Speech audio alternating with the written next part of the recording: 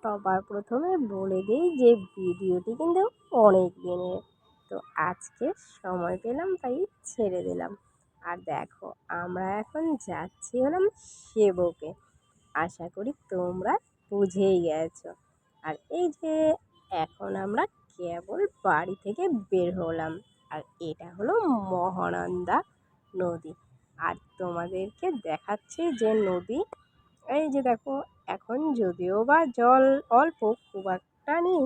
আর এই যে দেখো ওই দূরে দেখো পাহাড় দেখা যাচ্ছে কত সুন্দর। এখন আমরা যাব হলাম সেই পাহাড়ে। তো তোমরা ভিডিওটি কন্টিনিউ দেখতে থাকো। আর দেখো ওয়েদারও কিন্তু খুব সুন্দর ছিল। আর এত ভালো লাগছে যে পাহাড়ে যাব পাহাড়ে যাব। ও সত্যি মানে বলেই শান্তি পাওয়া যাচ্ছে, মন চাচ্ছে যে আবার ছুটে চলে যাই। কিন্তু যদিও বা এর মধ্যে আবার একটা পাহাড়ের ট্যুর আছে, দেখা যাক সেটা কতদিনে দিতে পারি। তো অবশ্যই চেষ্টা করব খুব তাড়াতাড়ি দেওয়ার। আর এই যে এখন আমরা চলে এসেছি হলো শালুগাড়াতে।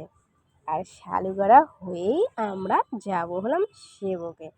আমাদের চাম্পাশাড়ি থেকে সেবকে যেতে লাগে পুরো 45 মিনিট সময় লাগে, যদি রেলের যে জ্যাম আছে সেই জ্যামটা যদি না পড়ে তবে। কেননা সেবকের কাছে যে রেল স্টেশন আছে তো ওখানে একটু জ্যাম হয়। তো ওখানটাতে যদি জ্যাম না পড়ে তাহলে আমরা ঠিক টাইমে পৌঁছে যাব। আর ওই যে দূরে পাহাড় দেখো কত সুন্দর লাগছে দেখতে।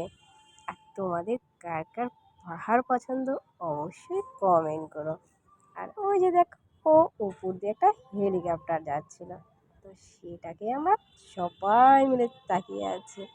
আর অনেকটাই কিন্তু নিচ দিয়ে যাচ্ছিল, তার জন্য সবাই আমরা সেখানে তাকিয়েছিলাম।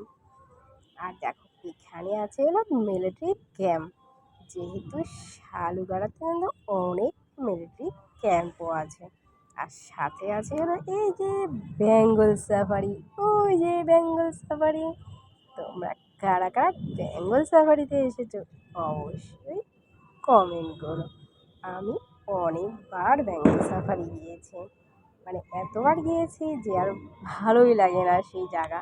তো যাই হোক, তো তোমাদের কার কার এমন মনে হয় যে একবারের বেশি গেলে সেই জায়গা আর ভালো লাগে না?